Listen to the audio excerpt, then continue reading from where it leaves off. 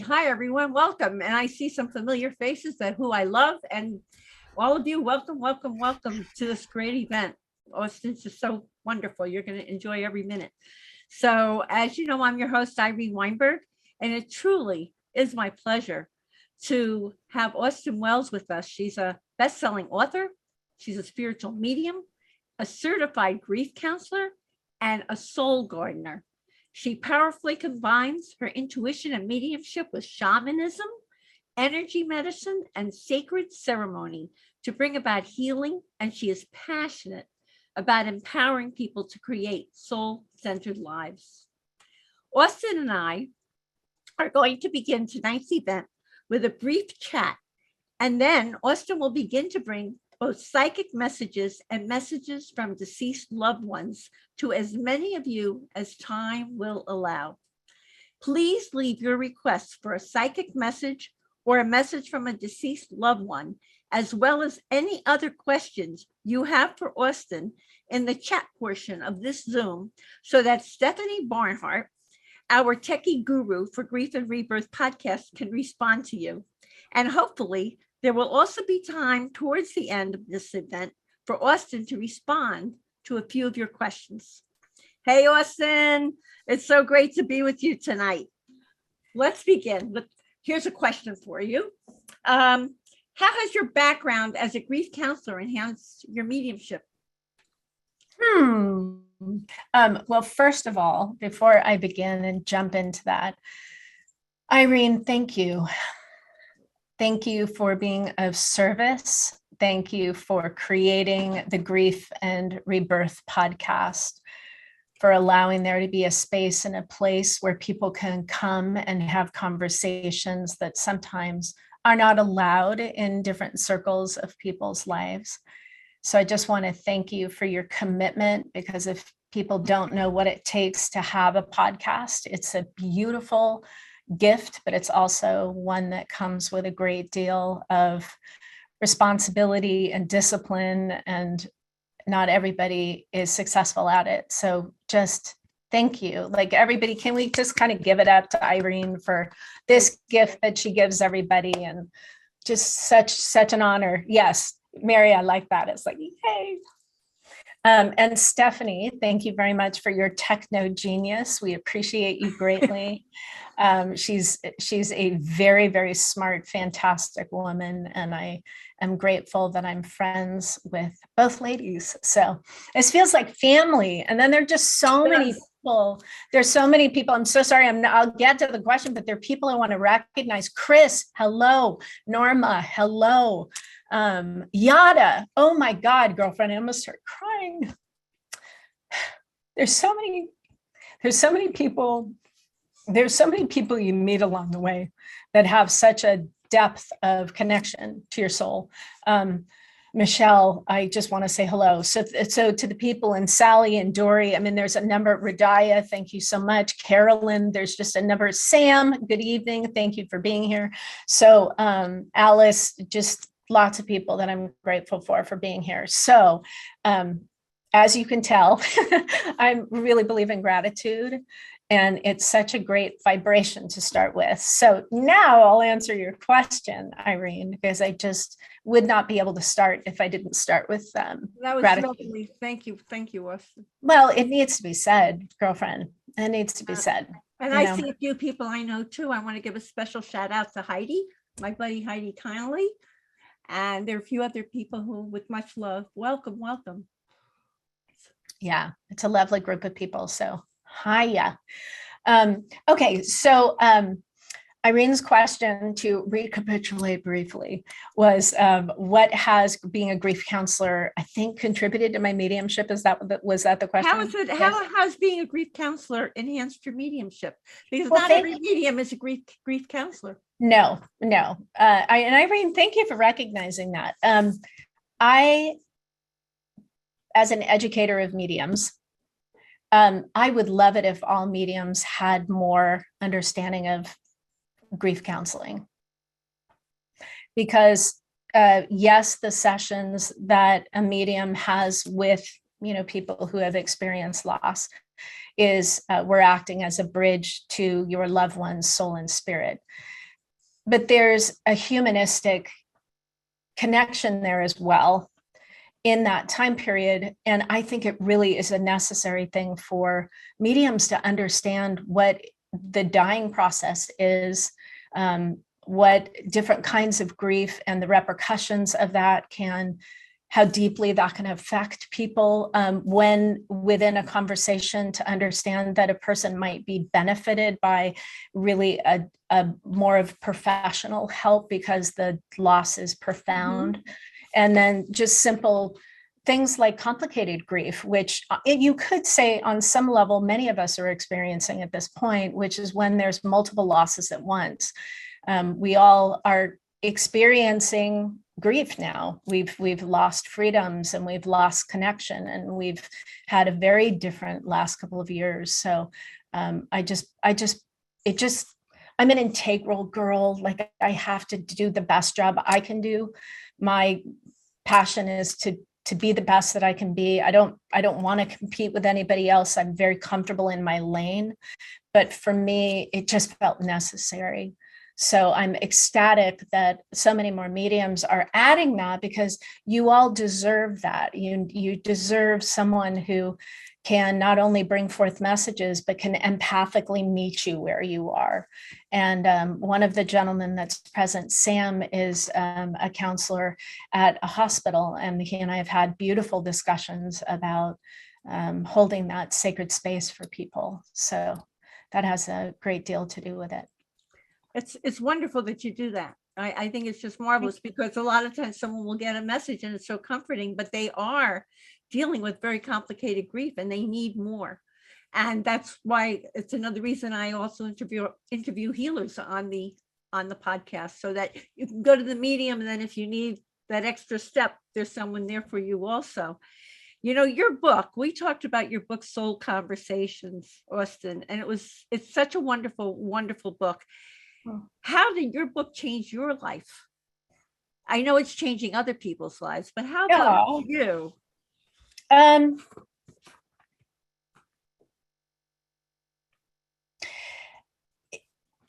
A lot. Just on a basic level, I think there's a gift in writing a book, and I encourage all of you to try something like it, whether it's your memoirs or that book, because I think most of us have a book inside of us. But in order to be successful in a book, you need to find your voice. And working with people on a holistic level for years, it's really something that a lot of us are not quite in alignment with. And I think we fall out of alignment with it at different points. So as I was writing the book, it became evident to me that I was not living the truths that the spirit world was blending with me to share in the book, that I knew from sessions and I knew from working with people. So I was out of step with my own soul, which was a rather sobering realization. And it gave me quite a conundrum, because I either got the book published and would talk one way and live another, or I had to dig deep and make some huge shifts and changes in my life. And I chose the latter. And I'm so grateful I did. It gave me an opportunity to lovingly divorce from my husband. And it was important for me to do it in a very kind and gentle way, because he's a very good person. But we had reached a point where our evolution couldn't take us any farther.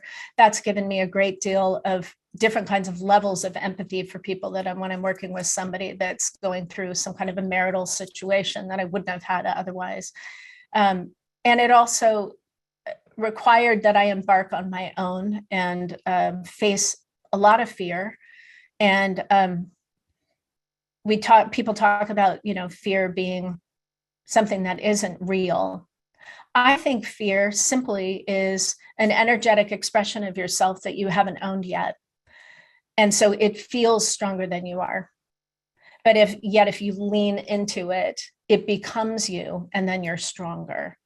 So I think we will always have fear and we'll always have faith. And those are the two choices that we have, which exponentially have been just amplified in the last couple of years.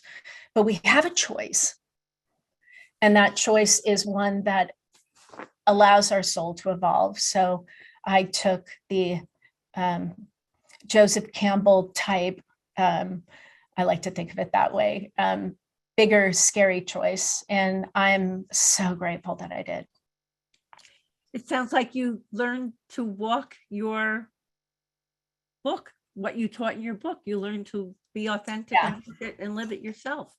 Absolutely. So, right. So here's another question, Austyn. In what ways did the last 2 years inspire you to expand your education and create new class content, which I know you have done, to meet special spiritual opportunities or spiritualities, as you call them, that are available to all of us right now? What I would like to do to answer that is two-part. Everyone that's here, I wish that there was enough time, barring a presidential speech, to give every single person a reading. I get very saddened by galleries sometimes because people walk away from them thinking, oh, my loved ones don't care about me, or why didn't I get a message? And that part, for my heart, I'm one of those strange people that really cares. That's really hard for me. So what I'd like to do is offer a teaching piece. So every single one of us can step out of here with something, whether it's a message or an insight, but a shared learning that really I feel is helpful during these times. Because if I can just ask everybody, how many people within the last 2 years, how many of you feel like you are a different version of yourself? Just raise your paw. Wow. Yeah. That's so imperative that we embrace it. But I also, as Irene was talking about, the word spiritunity, which is a word I created, but I love it because it's a spiritual opportunity. And going back to that idea of faith and fear, that's the choice that we have. So what I'd like to do is I'm going to share a screen and I'm going to talk a little bit about why we have the faith, why we have the fear, and give you guys some tools and techniques to learn to deal with the inherent duality of our soul. Because that's really what's in front of all of us right now, is there's always going to be something in the macrocosm or in the external environment that can inspire fear. But our creative choice is how we respond to it. And that's where you can choose either to respond in fear, which is completely understandable because it's a very prevalent vibration that is around us at all times. Or you can cultivate a deeper relationship with your soul and fall in faith, whether that comes in a pathway of religion or it comes in a pathway of New Age metaphysics, however you want to frame it. So let me just go into the biggest question that we have is, what is the soul?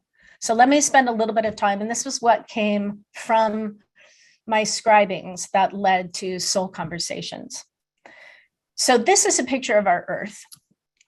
And the red bands that you see around it are called the Van Allen belts. Now, those are electrically charged particles that form bands around the earth, and their job is to protect the atmosphere of the earth from destruction. You can see them in this picture, however, they are not always visible. So even in a satellite view of Earth, we already have a natural duality, which is that which is physical and that which is unseen, or that which is invisible, or that which is energy. And we know from a physics standpoint that everything actually is energy. But there is something about the human experience that kind of makes us forget what's invisible, but rely more on what's physical. So that idea of something surrounding and protecting the earth is duplicated in the birthing process. So Here we have the embryonic sac. We have this beautiful little miracle that I still marvel at this whole process, like how this is possible. And that embryonic sac serves as a protector for the fetus while it's inside and it's developing within the 9-month or however long it takes, or however short it takes for that little soul to decide to embark upon the physical journey. Well, our physical body has exactly the same mechanism, which I like to call the soul space. So we have a physical reality, which is the physical body. And then we have a very prevalent energetic surrounding, an electromagnetic field. And this is substantiated by quantum physics. And I'm sure many of you know about it, but it's worthy of another just kind of mention. So that electromagnetic field is how we feel and process and really authenticate our journey as human beings. And it's a beautiful thing because it moves like this. So energy is always in motion. So it's funny, lots of practitioners say, oh, your chakras like closed or your energy's stuck. And it's not stuck, it's not closed, because if it was, we wouldn't be alive, because that's the dynamic anima of your soul. The movement of the energy, though, can have more of a dullness to it, or the movement itself can be fatigued, or it can be maybe not as quick or in the healthiest flow. But we're always having this dynamic processing change going on around us. So that's the external part of us. And then connected to our physical bodies are our chakras. And those are little vortexes that then take what that energy is that we either receive or we're releasing into the universe. And it helps us come into our physical body. That then goes into our nervous system, and that creates the memories that we have. So a medium really is sensing into the energy space and then allowing our chakra system to be informed by the soul that we're talking to, and having a remembrance of memories that have existed before, from your loved ones, from your friends, from your pets. So there is a dualistic nature, though, when we talk about this soul, because we're talking now about what's physical and what's energetic. So the physical part of us, the part of us that understands the world as a physical, I like to call the finite self. Finite because finite implies that there's a beginning, a middle, and an end. If you think about how we think of time, we think of past, present, future, but it's almost always informed by the fact that at some point we die. Now, the minute you start thinking like that, can everybody feel how anxious you get? So the finite part of us is our energetic field having a human experience. So we're human, we have a physical body, we're in a material world. To perceive everything, we understand our physical senses. So that's the sense of smell and taste and touch. It also puts with us our ego, our personality, and our emotions. It makes us singularly aware of ourselves, because I'm in this physical form and I'm different than you because I look like this and you like that. And it also gives us that finite perspective that everything ends, because everything that's physical either is destructed at some point or just falls apart. So I want to compare the two sides of us, the dualistic nature of our soul. So there's the finite self we've talked about, but let's talk about the infinite self. So the finite self is a human being. That infinite self is our spiritual being. It's that energetic presence of ourselves. Where we have a physical body with the finite self, we have an energy body, which I was kind of highlighting when we talk about the infinite self. Whereas we have physical senses with the finite self, we have soul senses with the infinite self. Those are all the clairs that people talk about when they teach psychic perception. So clairvoyance, clairsentience, or I like to say soul feeling, soul hearing, all those things. So it's the ability to hear, sense, and perceive energy. Then we have the physical world versus the energetic universe.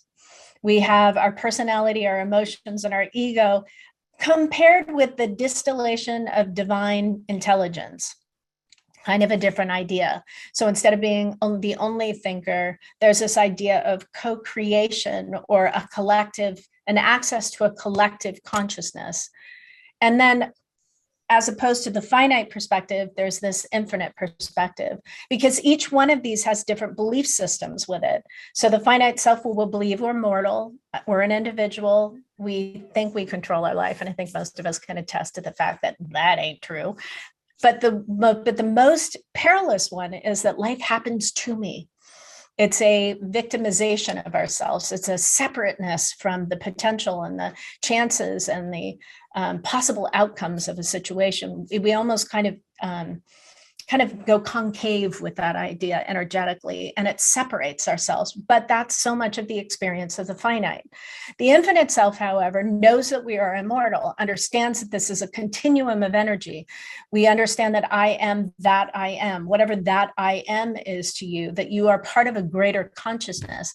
It also puts you in the driver's seat because you co-create your life.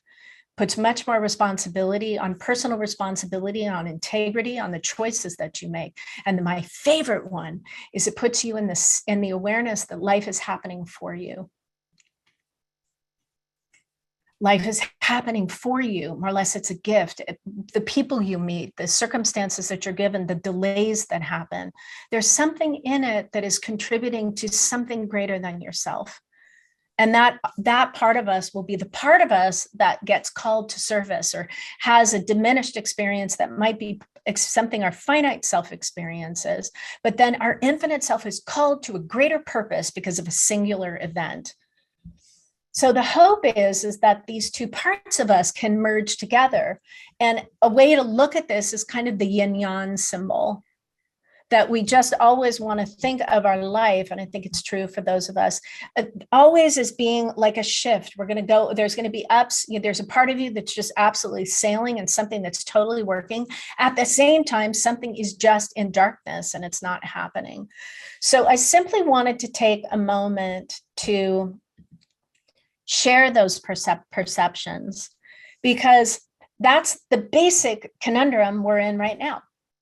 We have people that have very substantial ideas and beliefs, and we are having a really hard time finding harmony in things that are in a dualistic nature. Now, the exact same thing is happening within us. So we can feel rendered helpless when it comes to external events that seem beyond our comprehension or something we can do nothing about. And yet I absolutely disagree. There is always something that can be done. And what can be done is finding that peace within yourself, finding that bridge between the finite self and the emotions and the fear levels that can happen in that part of us that kind of wants to be reclusive and think, oh God, I did that wrong. But find that kind of nurturing parent within ourselves to embrace that part of us and say, yeah, but what did you get from it? Did you learn something? Are you a better person because of it? Will you make different choices going forward because you made those decisions? So circling back to Irene's question, and Irene, thank you so much for allowing me a moment to go into the education, because I love teaching. Well, you know what, Austyn, I just wanted to say one thing. This is what you're talking about, is living a conscious life, being aware. Yeah. Right? I mean, we are all here. We know there's more. Every single one of us. Yes. And the benefit of podcasts like this, the benefit of gatherings like this, is the commonality of the beliefs within this tribe that we have created for this moment right now. So how am I different in the last 2 years? I have changed the paradigm of how I work because you are different. People are at a place in a space where they are understanding that what they valued in their life may not be what they wish to carry forward. They're at a place in their life where they realize that they need a stronger foot in the spirit world, or a stronger foot in that idea of what is beyond themselves, a greater idea of service, a greater idea that way. And so what it has really demanded is that I look at my presentations, I look at the things that I'm passionate about, and that I revision what I'm offering to people, because my whole thing is I don't have any desire to be the best medium in the world. There are amazing mediums out there. They do fantastic work. I just want to serve the people.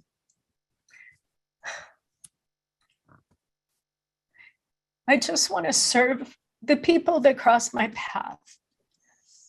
I want to help. to the And degree look- that I can, which is look at where why, you are today. which Look is, at what we're doing. yeah, which is why I've spent the amount of time that I have learning what I have and put the money that I have in education, because I just think there's a gorgeous opportunity right now for people to find what's really valuable for them. And I encourage every single one of you to be comfortable in your discomfort. If there are things about you that you have realized that are not in alignment with what you want, make a change. Have the courage to find what that passion piece is, or find it. So I'm excited about new offerings of classes. I'm excited about, different things that I'm offering, but we all should be different. We all should be different because of what's transpired. And I'm hoping we can maintain those values. That's beautiful. I know that I speak for everyone here in thanking you for this incredible event. Just been wonderful. You're so very gifted and authentic. And for all of you who now surely want to connect with Austyn, you can do so at austynwells.com. And I'm going to spell her name because I just love her name. It's AustynWells.com. And I also would like you all to know that there's now an offer code in the chat bar for an ancestor discussion and meditation to help you connect with your own spirit family. So fitting for our time together tonight. And the link for this special offer from generous Austyn will also be included when you all receive the recording of this gallery tonight. And here's a reminder, everyone, that you can see the show notes and all Grief and Rebirth podcast episodes on ireneweinberg.com. And make sure to follow us and like us on social at Irene S. Weinberg on Instagram, Facebook, and Twitter. And be sure to subscribe to Grief and Rebirth podcast on YouTube. Like, subscribe, and hit notify so that you'll get all of the inspiring and insightful new interviews coming your way. As I like to say, to be continued. Loving thanks to you, wonderful, gifted, authentic, terrific Austyn. Many blessings to each of you, and bye for now.